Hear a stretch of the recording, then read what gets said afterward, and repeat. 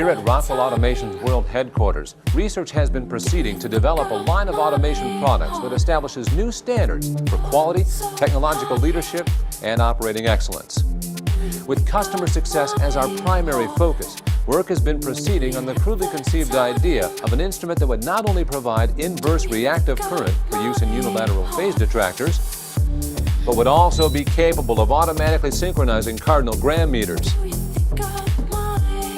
Such an instrument comprised of Dodge gears and bearings, Reliance electric motors, Allen Bradley controls, and all monitored by Rockwell software is Rockwell Automation's Retro Encabulator.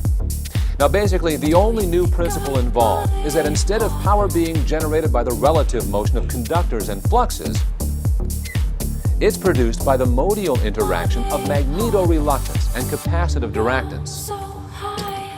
The original machine had a base plate of prefamulated amulite surmounted by a malleable logarithmic casing in such a way that the two spurving bearings were in a direct line with a panametric fan.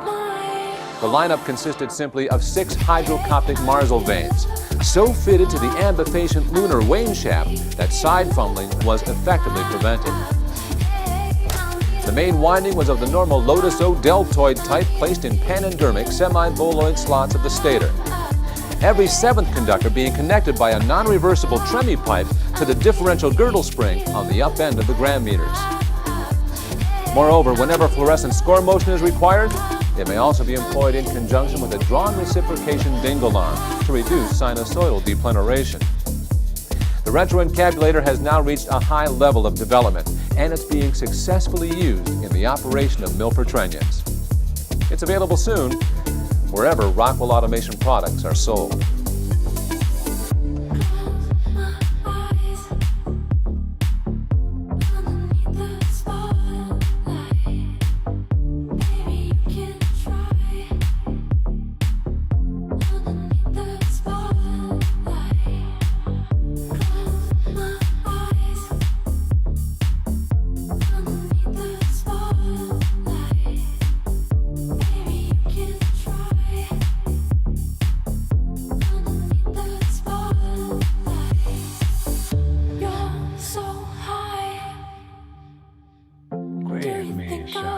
My name is Yo-Ho, the Grandland, and today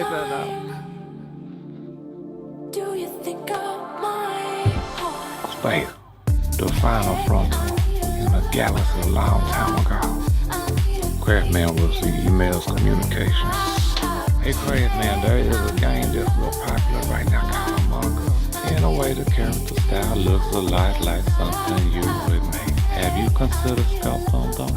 I went and looked up Among Us on the internet, and I really did like the simple style of the character. My favorite character shape is almost like the letter A. I ain't so much fascinated with space. Anyway, for me that's not the final frontier, but I do like space outfits looking feature to them. Definitely do y'all remember them? Outer space, another space space. Scuba dive, that's space range. My friend Hannah did that picture. That's a free range chicken. Look where he going to. Probably, hold up. Maybe he coming back from space though. So first thing I did was I said, Craftsman, baby, can you sculpt me in Among Us character? And he made it in super sculpt it. Craftsman, thank you for doing that for me.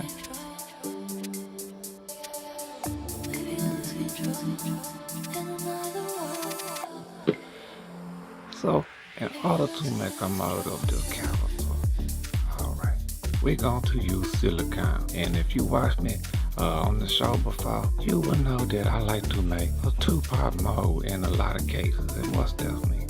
It's just going to be a mold that you can separate like that right there. That's an example of a two-part mold, but that's of course made out of aluminum, and that's for injection molding. So we need something to put the character in. Alright, so that when we pour silicone, it stays around, it don't go flowing all over the place. In the past, I have used Lego brick. Alright, you can do that to make you a custom size mold box. That's good. Alright. But today I said, look, let's just use a little plastic container. That ought to be about good enough, right though.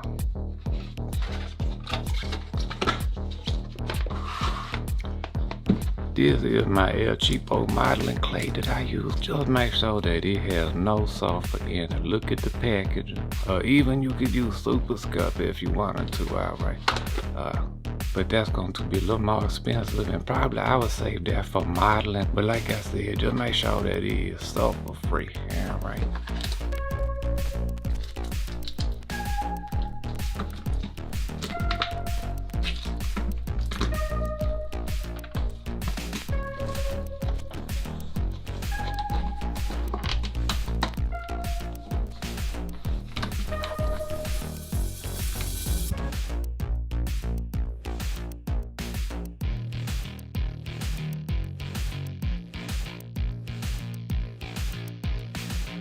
May not be the most important part of the tale, but it's certainly one of the more interesting bits.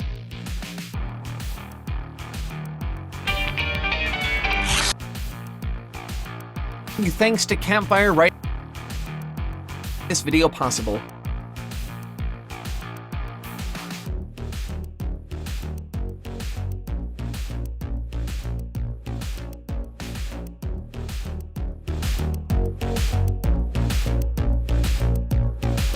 By modern media. In the anime Full Metal Alchemist, they're the principal antagonists. Across the internet, they've been the subject of endless pseudo-scientific hoaxes. They even show up in places as far-flung as the ancient MMORPG RuneScape. The general understanding seems to be that they're artificial humanoids created through magic. An interesting concept, to be sure, but this is definitely one of those scenarios where fact is far stranger than fiction. The term homunculus is Latin for little person, but if we look at the period of time during which people started using that term, the definitions get quite a bit more inventive. In his book Onomastica II, the 16th century scholar Michael Toxides described homunculi as little men or images created in similarity to humans, possessing in itself the invisible man deriving from the stars. The invisible man deriving from the stars? I guess that probably means something about spiritual purity? It's hard to tell with these cryptic old texts sometimes. But you see what I mean. Instantly strange. Carl Jung believed that the first ever example of homunculi appeared in a 3rd century Greek text called Visions of Zosimos, which chronicles the dream journey of an alchemist. Along the way, he encounters several creatures which he refers to as anthroparians, which, again, means something akin to small humans. On one occasion in particular, a character in the story, quote, melts into the opposite of himself, into a mutilated anthroparian. Again, the concept of a homunculus being somehow reflective of the human soul, only this time in a bad way, also a far more intimate way. This version of the homunculus seems to be a part of you, which, under the right circumstances, can be revealed. Thinking in a very similar vein, 17th century scholars thought of homunculi as something altogether more ridiculous, mostly because they treated it like actual science instead of fantasy. Spermists like Nicholas Hartsoker, yes, spermist was an actual occupation, apparently, believed in what they called the theory of preformation, which posited that every living thing that will ever be already exists, just at so minute a scale as to be imperceptible to the naked eye. These complete, preformed, nanoscopic individuals were known either as homunculi or animalcules, depending on whether they would become a person or an animal.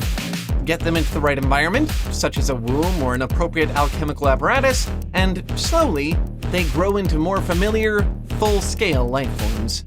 But the first known appearance of the homunculus by name appeared in the works of the 16th century scholar Paracelsus. He gives us, by far, the most complete picture. Throughout his writings, he describes a great variety of homunculi and practices surrounding them. Some of the ideas appear to be very sporadic and at times even contradictory, but he does provide a useful taxonomy, particularly in his works De Homunculus et Monstris, Vom Lagenleben, and De Natura Rerum. According to him, there are three primary types of homunculi. First, we have the more innocuous magical homunculus, which is more of a symbol than anything. He describes it as a doll or a mommet made from earth, wax, or metal as a simulacra of a living person. It can then be used magically to protect or harm that person, much like a voodoo doll. There is a variety of applications for this, but suffice it to say he saw this as a very spiritual thing, a good way to manipulate one's own soul in the physical space. Next, more in line with preformation theory and more mythological sounding by a mile, we have the pathological homunculus. These are monsters. Think of a basilisk or a cockatrice and you're on the right track. They're produced through what Paracelsus viewed as an unnatural or impure exposure of human seed. Essentially, if it ends up anywhere other than the uterus or the appropriate alchemical apparatus, it will turn into a monster. Quote,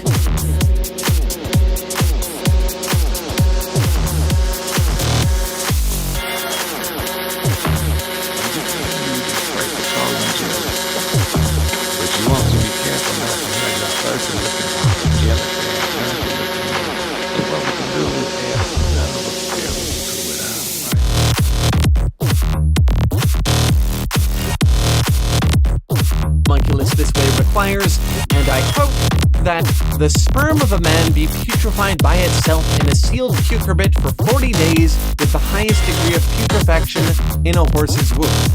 Or it...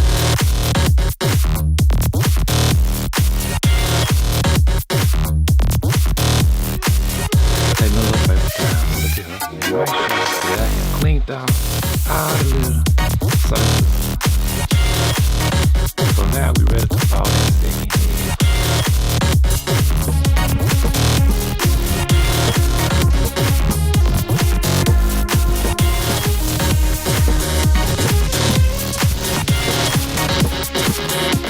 I want to demonstrate a little trick to y'all. This is how when you don't mix up with no silicone. Find you a silicone mold that you're done with, you're not going to use it no more. And just come on,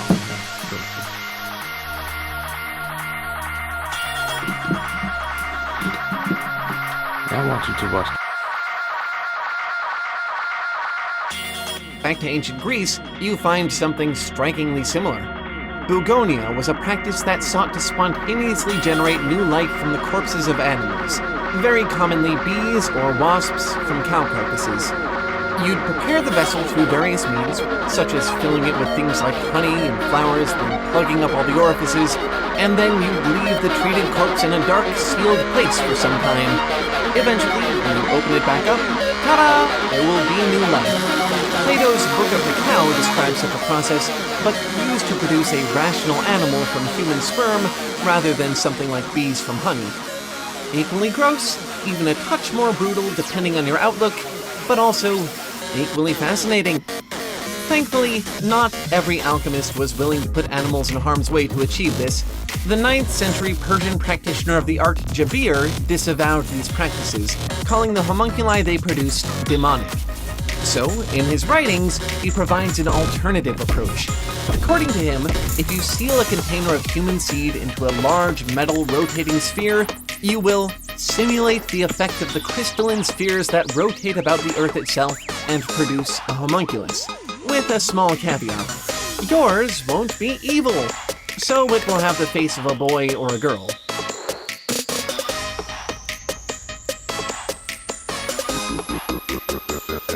And then it happened. Long ago, Rod Dreher from the American Conservative, as well as a few other media outlets, published a comment on an article, on a scholarly article, that talks about creating a human-monkey hybrid in embryo form. And they talk about how they did it, the case, and they even use the word chimera, which is the ancient word they use to talk about these mythical monsters that were a mixture between different types of beings.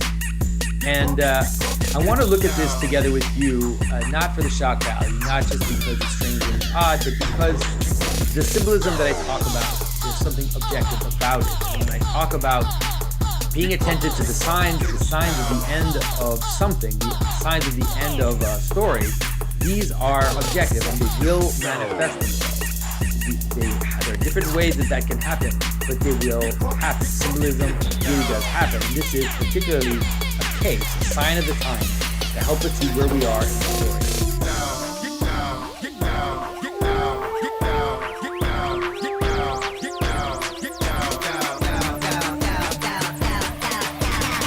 This is Dr. Pedro. Welcome to Symbolic World.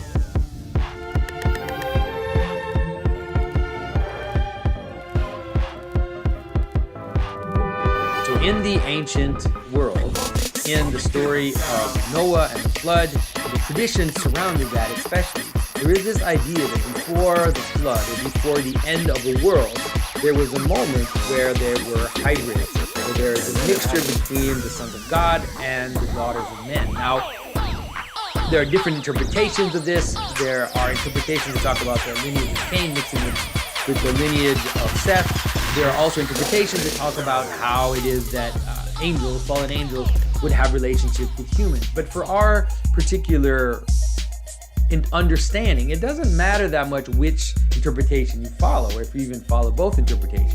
It's most important to understand that one of the aspects of the end of a world is hybridity.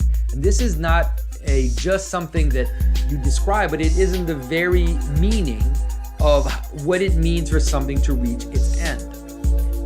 I've talked about this many times before, but here we really have an example of a sign of the time that is helping us understand where we are and how the possibilities of a world will actually manifest the shape of reality. So the shape of reality is the notion of identity is based on the idea that there is something which is one, whether it's a person, whether it's a nation, whether it's a community, whatever it is, there's a manner in which we are capable of seeing the unity. And this unity has a coherence. There's something which binds us together, something in common. We have something in common which binds us together. And as you move away from the most common, or the elements that are have the most in common, it lays itself out as a hierarchy. And as you move away from that, you reach certain idiosyncrasies, and then ultimately you reach the buffer between that identity and other identity. And that buffer is a place of hybrids. Now, this can be true almost of any category. And so you can, sometimes they don't necessarily manifest, but you can imagine, for example, the modern world has actually been extremely good at trying to create these hybrid type of hybrid objects where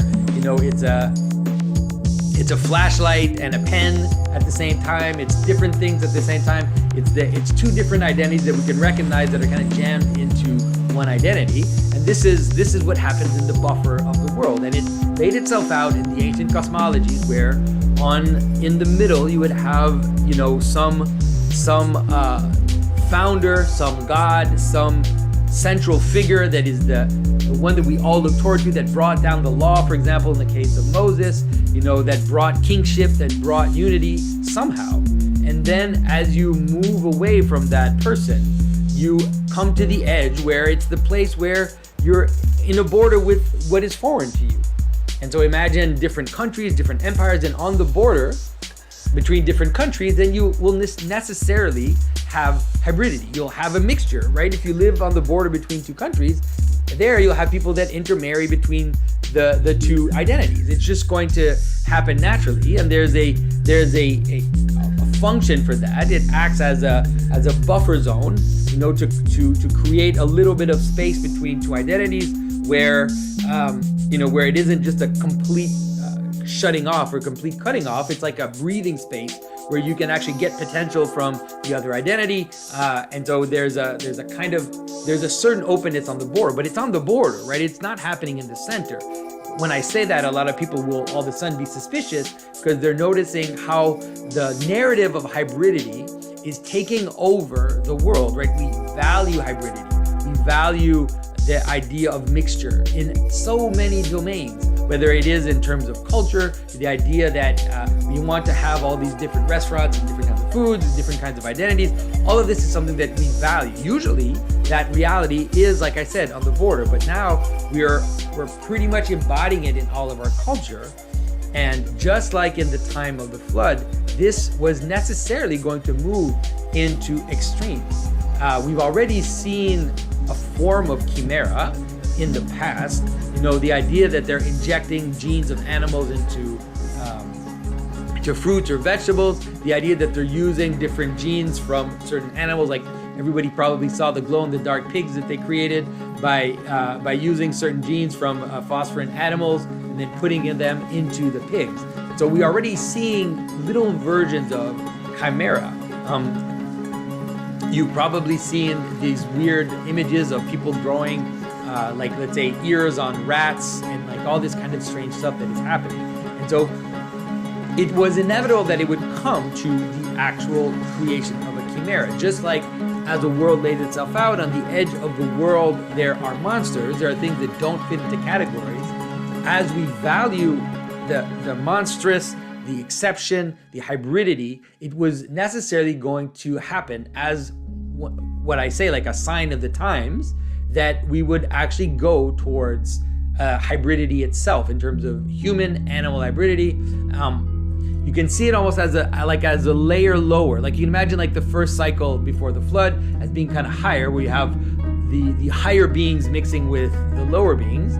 And then once again, you have higher beings mixing with lower beings, but at a lower level, where instead of having gods mixing with human or angels mixing with humans, like you see in the Greek myth, for example, now you have the lower being, which is more the Minotaur version of hybridity, which is the woman mixing with the bull in the myth, and then you see that right now with the idea of creating the hybrids. So this problem of creating hybrids and creating monsters is, of course, it is very much the problem of a labyrinth. It is the problem where identity starts to fracture, and it starts to break down, and it brings about a lot of chaos, but it's also going to bring about other strange things as well. People are already talking about how the danger of doing that is it's like you're creating a lower form of being that will somehow be akin to you, but not completely. So you can imagine like the creation of orcs or these monsters out of the ground. This is what is actually happening. And so people will say, well, it's just an embryo, it's just a fetus, it's not a complete person.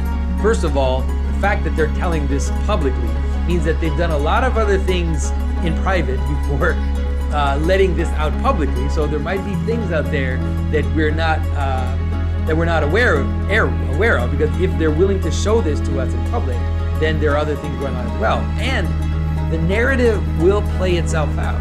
This is one of the things that I tried to bring up, is that once you start a certain series of events, once you engage in a story, then that story is going to play itself out. The characters might change.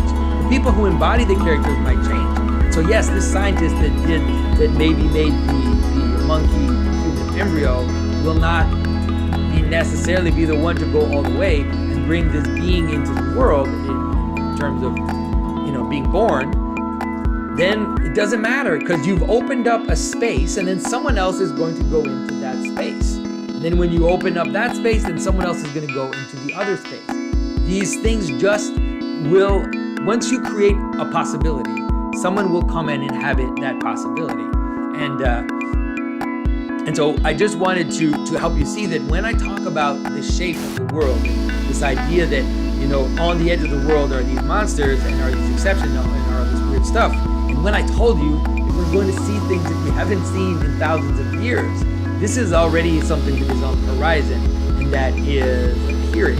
That is the old mythological image of a chimera, right? The one that all the rationalists thought were just their imagination, were just this stupid thing that they imagined, that there were these beings that were a mixture of different identities, different centaurs and satyrs and And all of these human hybrid characters, they will actually manifest. They might not look the way that they're represented in mythological storytelling, but they're going to exist in the world because that's where we are, and symbolism happens. So I just wanted to put that out a little bit. I didn't want to insist on it too much, but I just wanted to point people to the fact that this is a serious thing. This question of how symbolic structures happen and lay themselves out, they're not just allegorical. They really do get embodied in the world, so we have to be careful. We have to be careful of the things that we put out in the world. We're not in control of what we put out in the world, sadly, but it can also help you see that if we put out real stories into the world, we put out the versions of the real story into the world, that will also create a possibility that will be happening. So as this entire world is going towards the fallen angel AI and hybrid human animal thing, realize that this is a sign of the times, not arbitrary at all, completely coherent with the way the world actually lays itself out. For those who are attentive, you can understand what is happening. Hopefully try to be an antidote through telling better stories, being part of better stories, participating in the real world. And so thank you for your attention, everybody. Thank you for your support.